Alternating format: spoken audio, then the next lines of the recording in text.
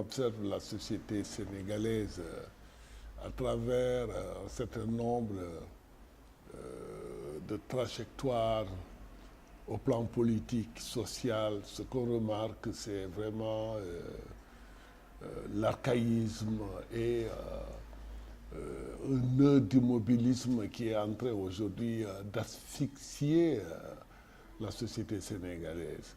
Et je le dis d'autant plus que si on observe les trajectoires politiques, malgré deux alternances survenues dans notre histoire, au cours de notre histoire, on voit des méthodes qui sont des méthodes de retour en arrière, des méthodes régressives au plan de la gestion de la démocratie et au plan aussi mode de gouvernance administrative, mode de gouvernance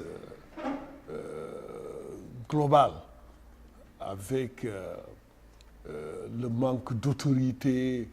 Et quand vous remarquez aujourd'hui des phénomènes comme les gros embouteillages au niveau de Dakar, l'absence d'une stratégie de mobilité urbaine, ça rejoint ce que j'appelle les immobilismes anachroniques de la société sénégalaise.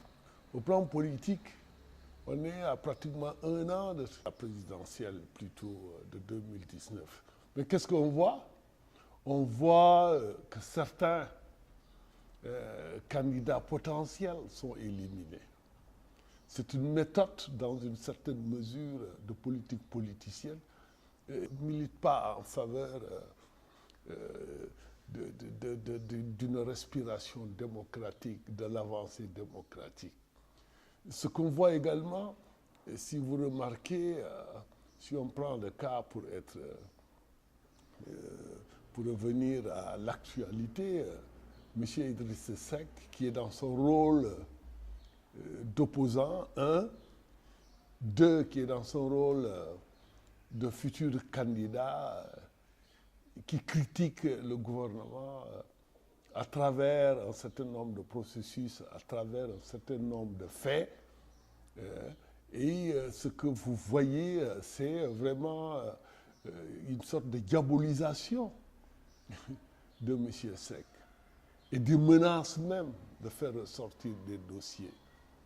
Et cette diabolisation et cette menace, et ce n'est pas lui seulement, aujourd'hui, un certain nombre d'opposants qui jouent un rôle dynamique dans leur façon de s'opposer, sans compromission.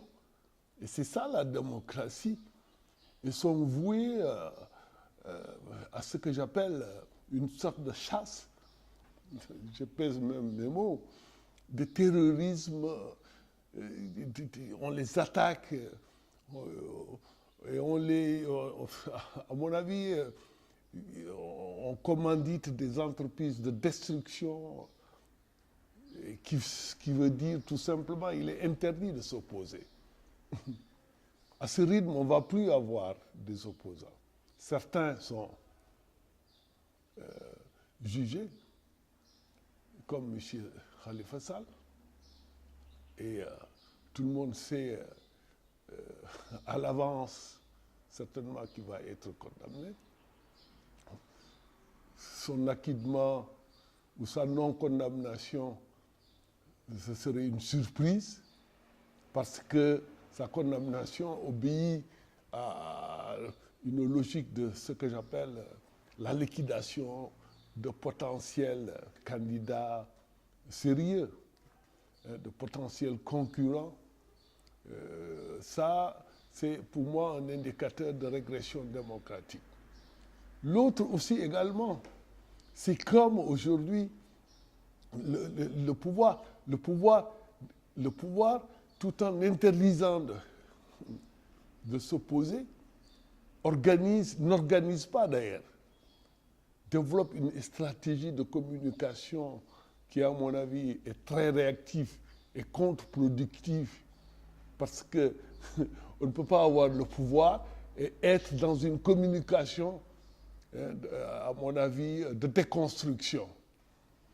Je pense que ça également, pour moi, c'est un indicateur de l'archaïsme aujourd'hui des processus de gestion de la gouvernance démocratique dans notre pays et le pouvoir en est responsable.